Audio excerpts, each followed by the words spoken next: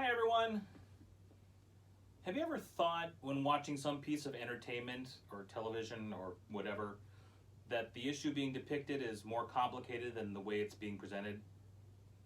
You know, usually you get a cause being fought for, and if we're supposed to be against the cause, then the good guy is fighting it and the bad guy is so bad he just must be stopped. Thanos in the MCU is a good example of this.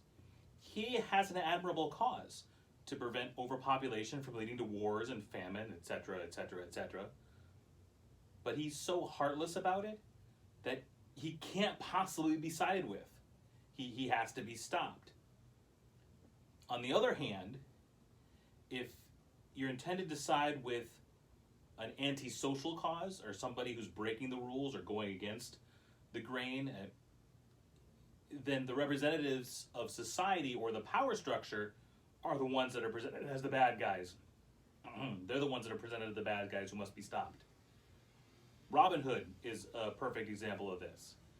Prince John and the Sheriff of Nottingham, who represent the law and order, they're so corrupt that the laws are the crimes. So Robin Hood fights against them.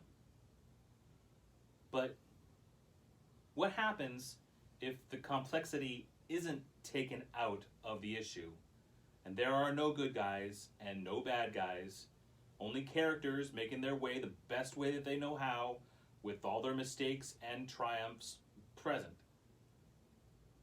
Well, that's what we get from the one and only Ivan. Welcome to Friday on the Couch. If you know the name of the movie you'd like to see, press 1 now.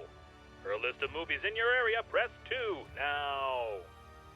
To get reviews from Friday on the Couch, press 3 now. In a world with unlimited choices, but limited time, 3 friends have come thumbs in hand to show the way. Have a seat, kick off your shoes, and join them for Friday on the Couch. Rather than successes, some assembly required. Do not tread the toe. Hello everyone, Teddy here. I am going to talk about the one and only Ivan this week, and there are spoilers. It's a true story. You don't have to warn about spoilers for a true story. Not everybody may know the story, Doc. It's not a bad idea to tell them. Whatever. Ivan is a gorilla, and he lives in a mall circus. That's a small circus that is an attraction in a mall. There are several animal acts that do simple tricks, the kind of carnival acts you might have seen in your youth if you are over 30, at Ringling Brothers or some other circus operation. There is a chicken that plays baseball, a rabbit that drives a fire truck and fires the hose, Murphy's always a big hit with the kids. a seal with a beach ball balancing act, But his act is always perfect. an elephant and dog combo act,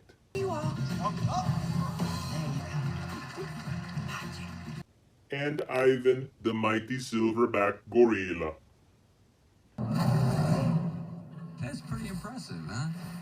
Ivan loves his life as the star of the show, and even worries about its decline as fewer and fewer people come.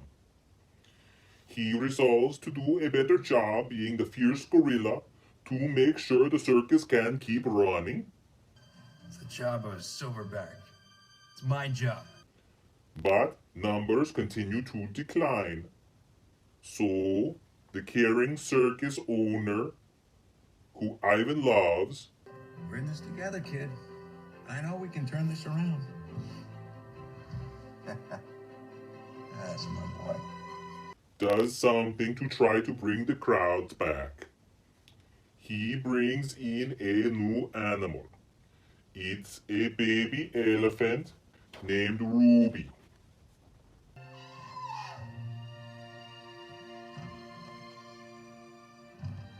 Ivan is not very happy at first. He feels upstaged by the little newcomer. But it isn't long before her innocence and infectious personality melt his heart. Aww. Sadly, that's when tragedy strikes. Stella, the adult elephant who has been the adoptive mother of Ruby, passes away. But on her deathbed, You mean on her death floor? Death hay? yeah, shush. As she lay there dying, she begs Ivan to get Ruby a better life than her. I need you to promise me something. Anything. To get Ruby free. Ivan promises, but he has no idea how he can do it. He also isn't sure why. The circus is all he's ever known and he likes it. He tells a story about his childhood growing up with the circus owner and his wife in their home, going to playgrounds and living in the house. Games and movie theaters. Felt like the whole world was his playground. Before he outgrew it and was brought to the new home built just for him at the mall. And then one day, he came here. He had a new home built just for him. Ivan's best friend is a stray dog voiced by Danny DeVito, who tells him how hard it is to survive in the wild and that freedom is great, but the security of a home is also great. The circus owner's assistant has a daughter, Julia, who hangs out at the circus after school. She loves to draw, and when the circus owner buys her new crayons, she gives her old ones to Ivan. I just got some new crayons, so I thought maybe you'd like my old ones. Here. They're a little broken. He begins to draw, and the circus owner sees this as the new attraction he needs to sell the show. So, now, instead of the ferocious silverback, Ivan is presented as the primate Picasso. The primate Picasso himself!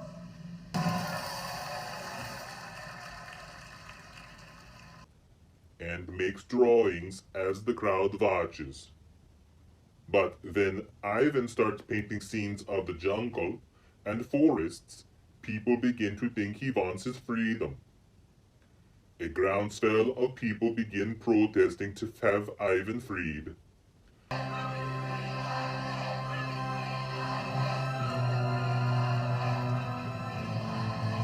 The circus owner, realizing Ivan's wishes as well, decides to close down his circus and let go all his friends, including Ivan, who is like his son.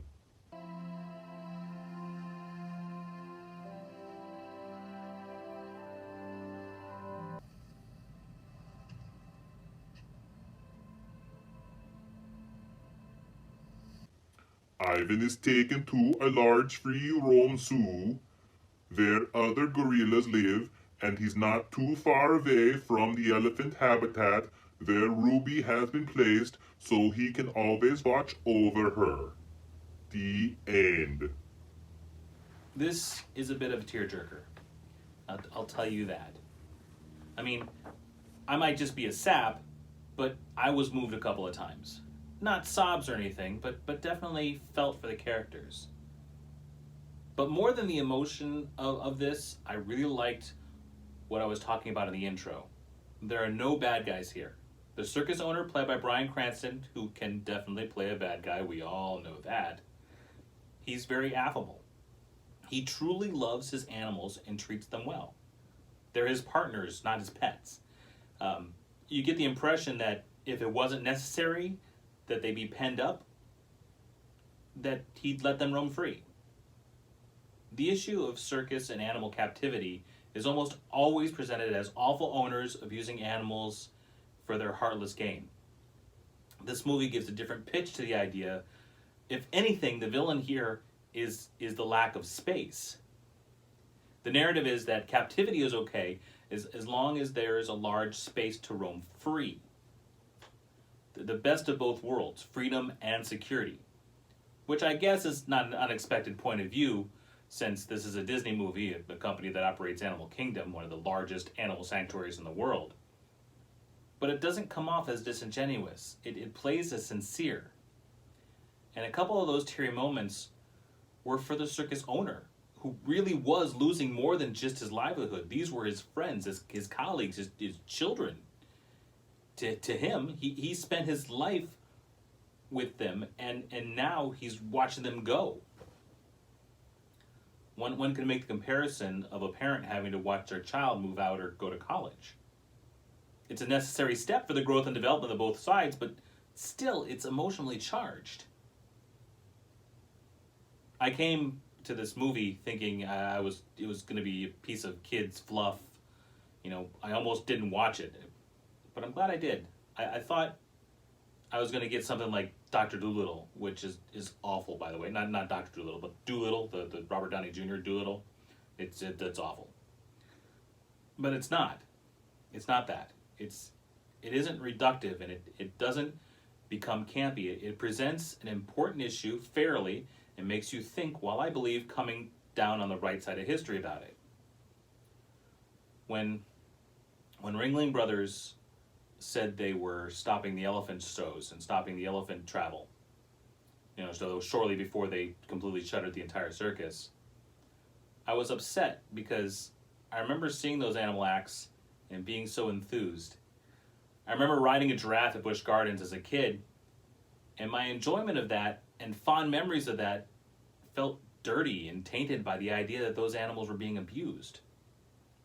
I don't know if they were or not, but the idea was always presented that any animal not free is abused. My sensibilities towards animals and the idea that they needed protection from poachers and hunters and abusers was built on those experiences. To realize I was a perpetrator of abuse was and is still devastating to me. Now, I don't believe that domesticating animals is all bad. I am a domestic polar bear. Yeah, and I'm a domestic skeleton. Guys,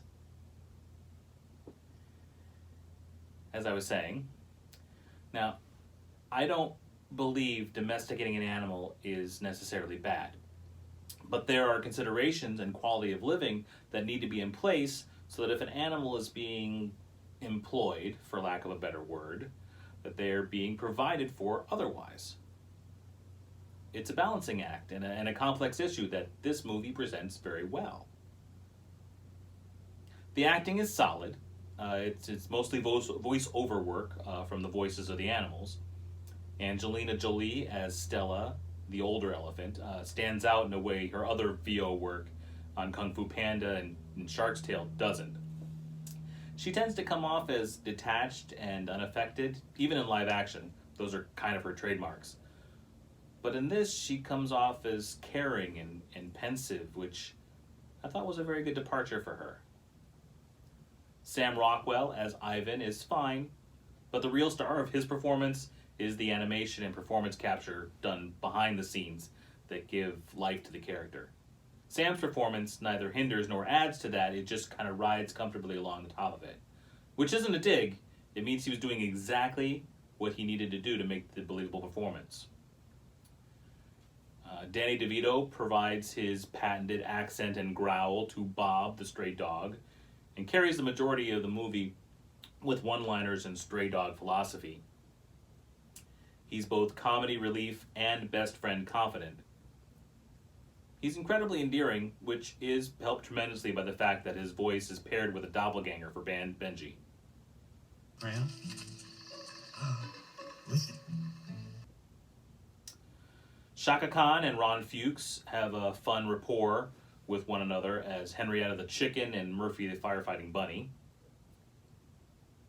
It was sad, though, to see Helen Mirren so underutilized as Snickers the performing poodle, with a grand total of 3 lines throughout the film. Equally disappointing was using Philippa Sue of Eliza Schuyler from Hamilton fame as the parrot Thelma, her beautiful voice reduced to squawking responses. It's all under control. Ruby, so sweet, so sweet. For sale? It's all under control. The 2 best performances, though, came from the 2 youngest cast members. Ariana Greenblatt, the young Julia who gives her beloved crayons to Ivan, and Brooklyn Prince as the voice of the new tiny elephant Ruby. You might remember Ariana as young Gamora from the flashback scenes with Thanos in Avengers Infinity War, and you may remember Brooklyn as little sister Bianca in the 2 Lego movies. Both bring a great deal of lightness to their roles that elevate the movie from any dreariness it might have. They're very well played and they're easy to empathize with. I really enjoyed this film. It's a drama disguised as a kid's film, which I think is very clever. I tend to give 2 thumbs to movies I'd watch over and over again, and I'm not sure this film has much to bring me back to it, but I really did like it and it played well. So I think it deserves 2. And I don't think it needs the repeat viewings to get what it's intended to get out of it. What do you guys say? I liked it very much, but I'll tell you from experience, living behind closed doors and under a roof is better, especially if you have air conditioning. I thought it was fine. A bit too emotional for me, and not enough action. No fights, no animal attacks. It was so civilized. It's a Disney movie, Doc. Yeah, well, 1 thumb for me. Okay, so that's 5 out of 6 thumbs, which means you should plan to check this out when you can. You won't be disappointed, and it might help you think about an issue in a new way. Okay, so that's it for Friday on the Couch. We hope you've enjoyed this week's review. Have a great day, night, and tomorrow. Like, share, and subscribe, please. Bye. Bye.